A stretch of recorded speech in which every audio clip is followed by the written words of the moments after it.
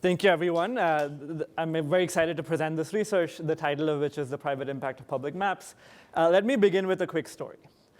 This is a map called the Itinerario that was first published in 1596. There are three important things to note about this. The first is that even though it's a pretty looking picture, it's a form of knowledge. So these maps embody new information that Western Europeans used to discover new trading routes to South and Southeast Asia. At the same time, like most maps, the Itinerario was also incomplete. In fact, the makers had completely forgotten the continent of Australia, another place that Western Europeans were interested in, that wasn't really explored, discovered, or exploited for about 200 years after the publication of this map. The second thing to note is that the knowledge contained in this map is not unique. In fact, similar privately held maps existed with the Portuguese. What makes this one special is that first such publicly provided and openly accessible map of its kind. And finally, economic historians note that the publication of this map was associated with the discovery of new opportunities and the founding of new enterprise. In particular, two organizations you might have heard of, the British and the Dutch East India Companies, were founded literally 4 years after the publication of this map, precisely to benefit from the new opportunities that these maps provided. So while such examples are quite common, the literature on innovation and entrepreneurship doesn't really have a framework to think about how the arrival of these new maps might affect real outcomes. Motivated by this gap, in this project, I ask a much narrower question, which is how does the arrival of basic knowledge from publicly provided maps affect industry outcomes? And like the example before, I'll focus on these two different margins, the discovery of new opportunities and their distribution between different kinds of firms. Let me give you a quick conceptual framework to understand this issue. So how will the arrival of a new map affect exploration that is being targeted for one particular zone? So think about the discovery of new opportunities. So on one hand, it shouldn't affect the discovery of new opportunities because like the Portuguese before, firms already have good maps of these places. On the other hand, these new publicly provided maps could help resolve important market failures. For example, if it was too expensive for smaller firms to produce these maps, then you might see that new opportunities are discovered and more discoveries are made after the public sector provides maps. Further, even if new opportunities are there to be had, how they're distributed between different market participants is not obvious. On one hand, by definition, the knowledge is openly available and equally accessible to everyone, so everyone should benefit. On the other hand, there might be important complementarities between the capabilities of, say, smaller firms and the arrival of these new maps. For example, smaller firms could be more on the technological frontier, due to which not only will these maps provide new opportunities, but also shape the market. So while these theoretical debates are compelling, without direct empirical evidence, it's difficult to make progress on both of these margins. In this project, I provide one example where we could sort of say something about these theoretical debates. In particular, I focus on a NASA satellite mapping program called Landsat. This is one of these satellites launched early in this program in the 1970s. And what you got from a satellite like this one were maps, like this one on the right, of Cape Cod. This is about a 100-mile by 100-mile block of the surface of the Earth. And you needed about 10,000 such images to cover the entire surface of the Earth. This is the kind of maps that I'm going to be talking about. And what industry will I focus on? In particular, I look at the gold exploration industry to see how new maps might shape industry outcomes. This is a Landsat map of Nevada. Why Nevada? The reason that Nevada is interesting is because it has been explored for hundreds of years for new gold deposits. When this map came out, an academic wrote a paper in the mid-70s showing how geological information, so fractures in the surface of the Earth are well known to correlate with gold deposits, that information to produce a heat map of where he thinks firms should be drilling. The darker the zone, the better the place for gold discovery. Now, a lot of these dark zones were already well known because firms had a good private map of Nevada. The key question is, are there new dark spots here? And if so, what firms are best positioned to benefit from them? Now, of course, answering this question is quite challenging. One would need the following ideal experiment. One would need to randomly assign mapping information to some regions and not others, and then compare discovery outcomes and also what kinds of firms are making these discoveries to credibly answer this question. Fortunately, the Landsat program helps to approximate this experiment.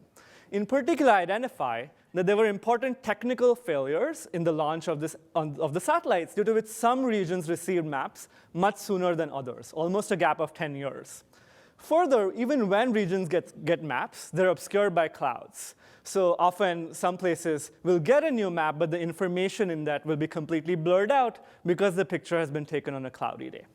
This is a concrete example of my research design. These are two blocks in Chile, right next to each other. They've both received a Landsat map. The one on the left is very clear and useful for geological investigation, while the one on the right is not. It's almost 80% obscured by clouds. And these are data that I can measure. My data show that Amex Gold, a small company, made a new gold discovery worth over $100 million in this block, while no discovery has been reported to date on the block on the right. So the key question is it the map that is causing this difference? Or is there something else? This is where you find gold, and this is where you don't. That is the core question that my paper answers. Let me give you the story of the main results in one slide.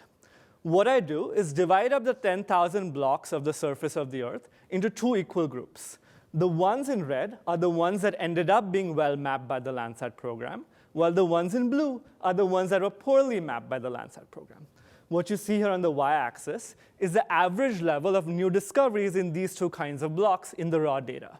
What you see is before the program arrives, there aren't any big differences in how productive these two kinds of blocks are. What happens after 1972 is really striking. Even in the raw data, places that happen to be well mapped by a program that wasn't designed for the mining industry ended up having big outcomes. So places that got more maps had significantly more important gold discoveries as places that didn't. In fact, my econometric investigation suggests that the likelihood of new discoveries was almost doubled in places after they received maps rather than before. So there were new opportunities to be had by that the public sector provided. The key question is what kinds of firms are best positioned to benefit from this new information. In particular, the gold exploration industry is divided into juniors and seniors. Juniors are companies like Magellan Minerals that you probably never heard of, which are younger and smaller entrepreneurial firms, while others, the seniors, are companies like Rio Tinto, which are quite large. Which kinds of firms are best positioned to benefit from this new information? Before the Landsat program, the juniors had about a 10% market share. They were making 1 of 10 new discoveries. My econometrics show that places that got new maps, juniors increased market share from 10% to 25%. So a large increase in the probability of smaller firms making new discoveries. So not only is the Landsat program helping new discoveries, but also shifting market structure towards smaller firms. In the final part of this research, I looked at why is it that these public maps might encourage entrepreneurship in this particular way. I provide certain hints that one channel through which these public maps could help smaller firms is by helping early stage experimentation and doing proof of concept work. So they'll use these maps and provide early stage results and then take it to financing. So it's sort of the availability of the public map and the financing that work hand in hand that produce these results. In particular, this leads to two predictions, which is that juniors are likely to benefit most in regions where it's easy to do business, so in places with lower institutional constraints. And second, in places that are low risk, where financing is already available. Note how this is very different than classic stories in the literature, where juniors or smaller firms innovate in the most risky places. I argue that the Landsat program doesn't help that kind of entrepreneurship. Fortunately, the gold exploration market is global, so I use regional indices to measure institutional constraints and the likelihood of pre-existing exploration. Both my hypotheses are validated. Places that score high on the institutional measures are precisely where you see the small firm effect. And second, when you look at the portfolio of juniors versus seniors, you see that only about 10% of junior portfolios is happening in these risky zones where no exploration has happened before, while 20% of the portfolio for seniors is in these risky places, suggesting again that the Landsat program is helping juniors by allowing them to raise financing. So to conclude, I find that the Landsat program approximately doubles the likelihood of new gold discoveries. And second, it does not seem to raise performance equally. In particular, smaller firms are more likely to increase their rates of discovery to this one particular channel of lowering ex-ante financing risk.